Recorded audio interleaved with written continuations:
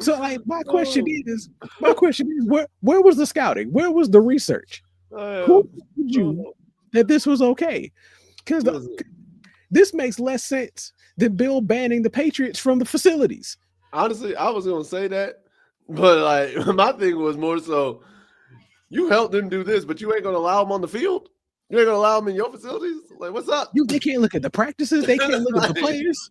they can't look at nothing, bro. Like And everybody else can come down, but they can't come down. you did this to be petty. You Here's the did this bad part. because you believe that you're not allowed over there. So you're like, why would I let you over here? Sir, this is a business.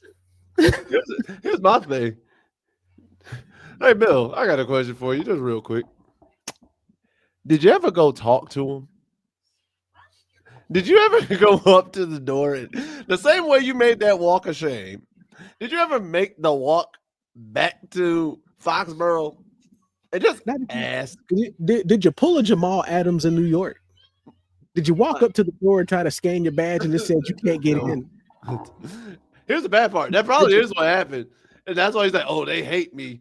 Lo and behold, Bill, you don't work here no more. Just ask us to let you in. Sir, you've been fired. You don't work here. Of course, you don't have immediate access to the building. Just call us, and we will just let you in the door. Like, because you gave us 6 championships. You will always be allowed to come back here, bro. Listen, because Mike Vrabel done said he's welcome at the facilities whenever, and Robert Kraft even admitted that they're going to put a statue of Bill Belichick in front of Gillette Stadium once his career's over.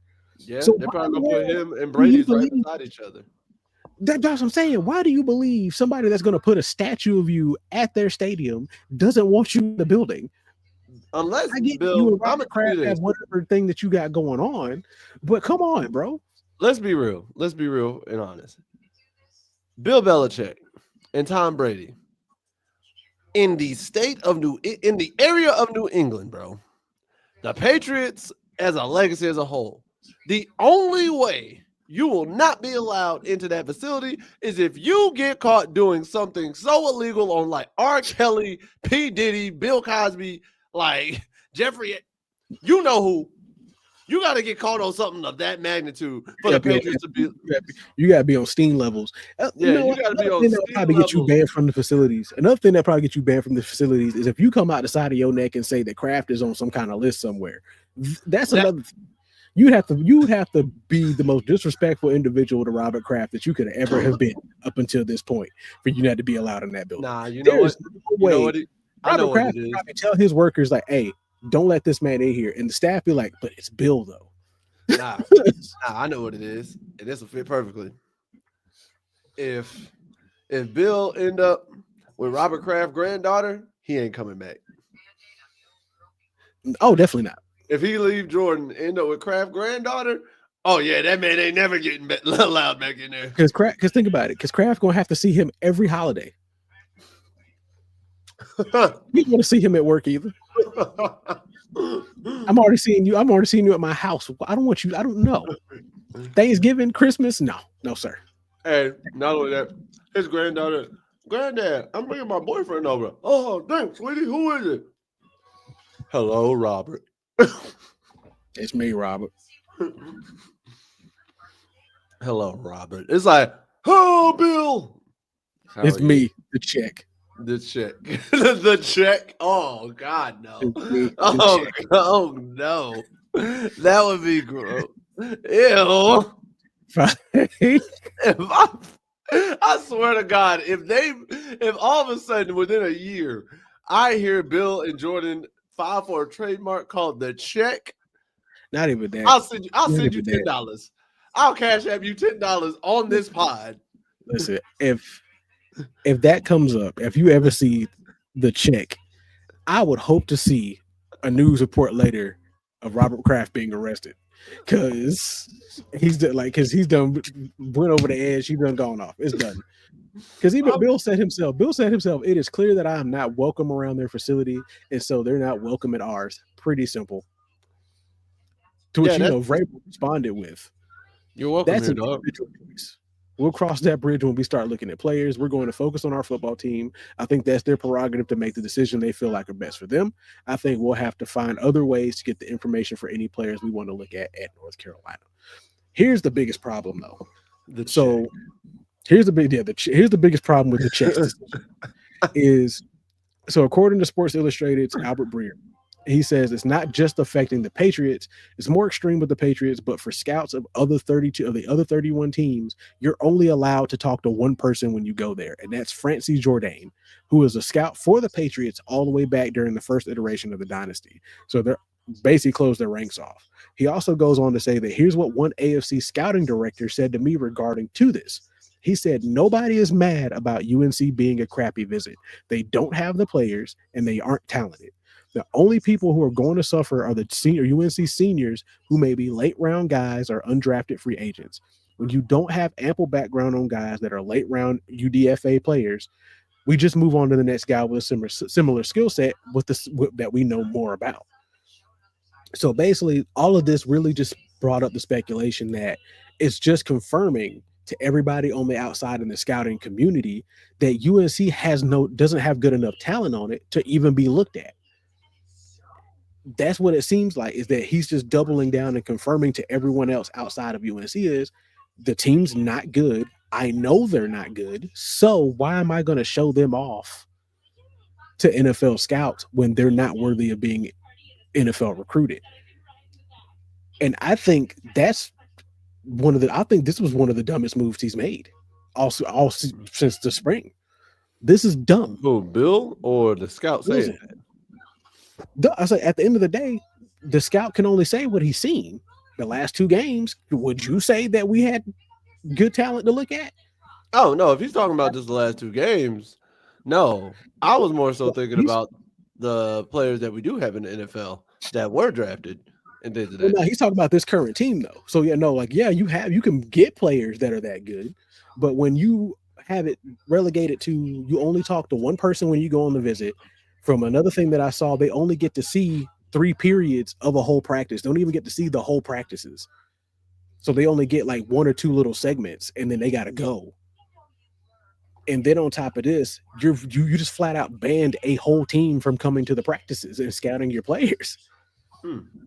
So when you're restricting information on your players to the NFL scouts to the next level they're trying to get to, all you're doing is hurting their possibility of even getting to where they want to go. You're going to have guys wandering around as free agents, hoping that somebody eventually picks them up because they're not on anybody's radar as an undrafted free agent. You're just a regular free agent that's just being picked up with a potential practice opportunity. This is true. So this, like I said, this was the dumbest move he's made all year. And the unfortunate piece is he thinks, and all this is because he made this about him and not about the players. This is a beef between him and a professional entity. Sir, if you don't want to go to New England, then just don't go. But if you have a business, this is a business end of this now, you're bad for business because the players that are coming to you have the expectation they're going to get the coaching and the visibility that's going to get them to the next level. And if you're cutting off people from being able to look at them, this is going to hurt your recruiting next season. Luckily enough, you got some of the players that you got, but that doesn't mean that's going to stop them from flipping. We've seen that already. I'm going to say this. One, it's definitely stupid on Bill's part. I can agree with you on that. I wholeheartedly agree with you on that there. Now, do I think that if the Patriots are really interested in the guy, they won't find other ways to get said info? Absolutely. You ain't going to sit there and tell me they ain't got ties or they ain't got like connections they're with going to find a way to get tape with other reports. Like with even just regular college scouts or like other people be like, hey, yo, we know y'all playing them this week. Can you like as a favor to me, bro, just tell me what you see from this guy. Tell me what you saw out there. Send me the film when you're done. Or even, shoot, here's my thing. Even if you can't go to the game, it ain't like the games ain't televised. Not even just that. They'll just go to the away games. They'll go to the campuses that they're welcome to. I'm It- saying, I don't. like I with just they'll just go to UCF. that's one reason why I think what the scout said is kind of dumb. Is like, okay, if we don't have enough, we'll move on to the next one. And I'm like, if you're really interested in a guy, you'll find a way to go look at that guy. You'll find a way to get film on that guy, even if it means going old school and just watching actual game film yourself rather than going in person. Even if that means, hey, instead of watching them, like you said, at their home game in Chapel Hill, we got to travel to when they go to Clemson because we know we can get on Clemson's campus. Well, here's and like I said, and I don't disagree with you. That's true. Like if they really want somebody, then they're gonna find a way to get the information that they need to really see what that person is like. But I think my problem with this and this scouting director's problem is when you're not allowing your scouts to talk to anybody else but the recruiting director at your on your campus. You're not giving them a whole lot of time to even really look at the practices at all when you do get to go to the practices. And more often than not, if I'm going to, let's say, if I'm going to UCF for the UCF UNC game, most of the time, if I'm going to that campus, I'm going to the team. I'm going to look at the team that I'm at the campus at. I'm not really just going and looking at UNC Charlotte because I couldn't come to Chapel Hill to watch them there. Now I'm going to pay attention to both, especially if there's a guy that I'm interested in on both teams. But it's like 9 times out of 10, if I say I'm going to UCF to scout a game, I'm going to UCF to see what UCF got. I I'm mean, going to yeah, but Troy there's to see also what Troy got. But but no, I don't disagree that at the end of the day, you could just do old school film watching, which I think a lot of them still do. You can also just go and pull information from other scouts because it's not like y'all don't share information. Now, there's something that I know you're not sharing everything, but I know base information that everybody should have. You probably are sharing like, oh, he's 6'8", 200 something pounds, runs this, runs that, like I think more so plays in this spot. because of the fact that I believe, okay, if I'm really interested in this guy, I want to see him at this game, I'm not allowed at XY campus. I'll go to a different campus. I think a lot of scouts actually do that. I think a lot of I'll disagree with say I think a lot of scouts actually do go to away campuses even with no intention, but they go to the away campus with like, hey, I'm here to watch oh boy on the away team. Now, if I see somebody Right. on the home team here that stands out, okay, now this is just a beneficial visit because I came to see bro on the away squad. Oh, look, they got somebody on this home Right. squad. No, Let me jot you down. like I said, you have your targets when you go. So no, you're definitely going. If you're going to a game, you're going with the expectation to look at certain people, whether it be home team or away team. Now, most of the time when they say that, at least in my understanding, that if I'm going, let's say if I'm going to Clemson to watch Clemson versus, let's say Virginia, I'm mainly going for the Clemson players because they're the home team. I want to see how they play. But I'm also going into it like, okay, who does Virginia have that I could also look at while I'm here since they're both playing each other? Mm-hmm. But because it wouldn't make any sense for you to be a scout and not look at both teams. But the But other thing the other thing what he was saying when it comes down to not having ample background information on a guy who is a late round of undrafted free agent, I agree because if you know, and like I said, we'll use two of ours. Let's say we got Jordan Ship and Paysor, right? yeah, If you know more about Jordan Ship, despite both him and Paysor having similar abilities, if you know more on Ship than you do Paysor, are you taking Paysor over Ship? Let's say they both have similar stat lines, similar skill sets, but the main difference is the amount of information you have on one versus the other. Are you going with the more unknown guy? Or are you going with the one that you know, oh, this is what he does in practice, this is what we can do with him, this is what his development's looking like? I mean, if I'm keeping my job, I'm taking the guy we've got more info. But if I'm being me and just being a radical, hey, I got so much untapped potential over here. He could probably do everything this guy can do and more. But I get what you're saying. I get what So you're saying. I mean, in that sense, I agree with him. Like I said, if you're in a professional organization and most of the time you're doing this to keep your job, is I'm gonna go with the guy I have the more information on compared to the guy that I don't. And if you're not allowing us to gather as much information as possible, then of course I'm going to pass up this guy, despite no matter I, how many endorsements you give him, for the guy that I know a lot more about. at that moment, it falls onto the scout and his gut feeling. Like in that moment, you honestly need a scout who really knows football and knows potentials. Because you need a scout that's gonna be like, listen, I know we ain't got X, Y, and Z. I know we ain't got all the film we want, but bro, there is something in my gut, in my heart of hearts, that's telling me to take this guy. For example, for example, like when I said about Patrick Surtain over J.C. Horn. I love J.C. Horn, don't get me wrong.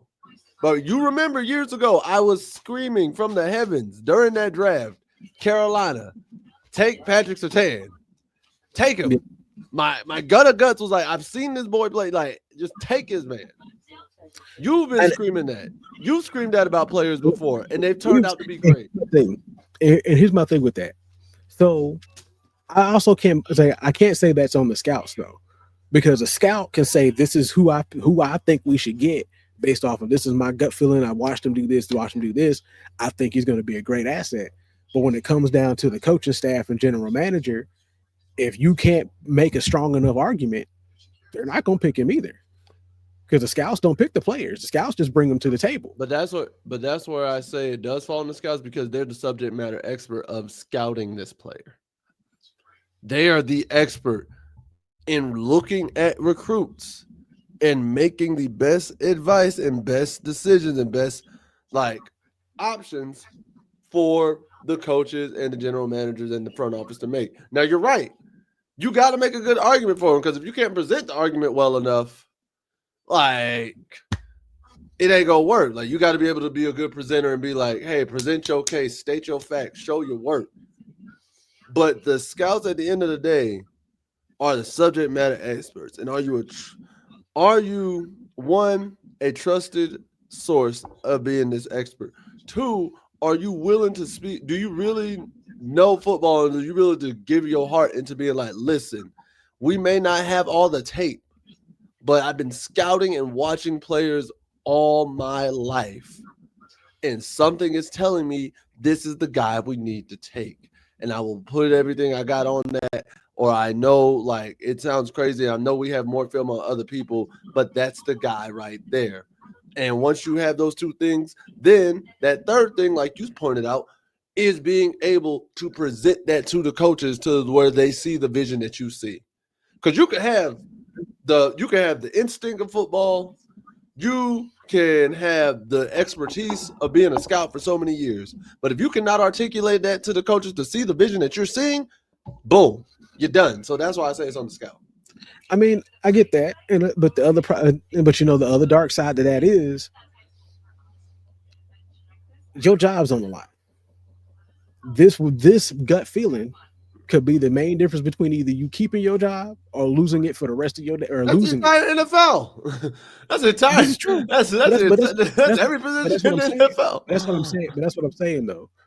So from a job standpoint, yeah, I would say if you want to take a shot on guys, undrafted free agents and late round guys are some of the best guys to take a shot on because most of the time those are guys you don't particularly need, but they're guys that you know what they're developmental projects. They're guys that we saw have potential, so on and so forth. So no, you can put in that argument for that, but it's those guys that you might feel are higher than that, and then you pick them and find out he wasn't it.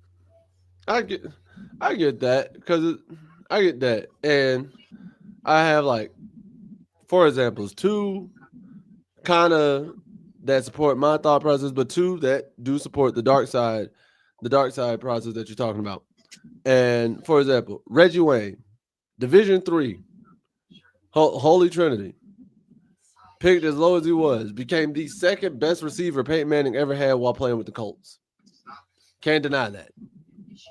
Yeah, More recently, Chuba Hubbard, fourth round draft pick from the 2020 draft, is now 1,000-yard rusher and was only thrown in there because of injuries and Miles Sanders crap in the bed.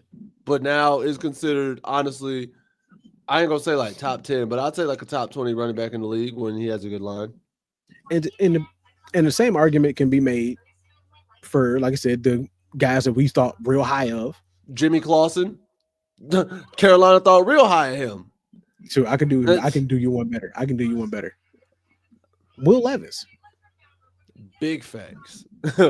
Big facts. Will Levis was one. Blake Bortles. Oh, remember, Kenny Pickett was the first quarterback off the board. Hey, the one you said I was over hating on for years. Carson Wentz. I was never on the Wentz train, and you know it. I still feel like you were over. I still feel like you were overhating a little bit. I was never on the Wentz train. I still feel like you were overhating a little bit. And you're right. I'm not gonna tell you were. I still feel like there was a little bit of overhate. Not a whole lot. Not a whole lot. Just about this much. Because once again, I think had he not torn his ACL when he did, that man would have got MVP. He would have got league MVP. Now, when he had fallen off after that, we'll never know because we see now that he fell off. I will say this. He would have got league MVP because everybody was already crowning it for him. Like the narrative was there. He was already going to get it. And the Eagles were one of the top seeds in the league at the time. Not going to deny that. I don't think the Eagles win the Super Bowl that year. I don't believe the Eagles win the Super Bowl that year. I don't think they would have had the same exotic kind of play calling. No, I don't think they would have did the same. But like I said, but once again, that's one of those things we'll just never know because. Hey, yo, Dr. Strange, I need the multiverse of madness. Talk to me real quick. I need to see some things.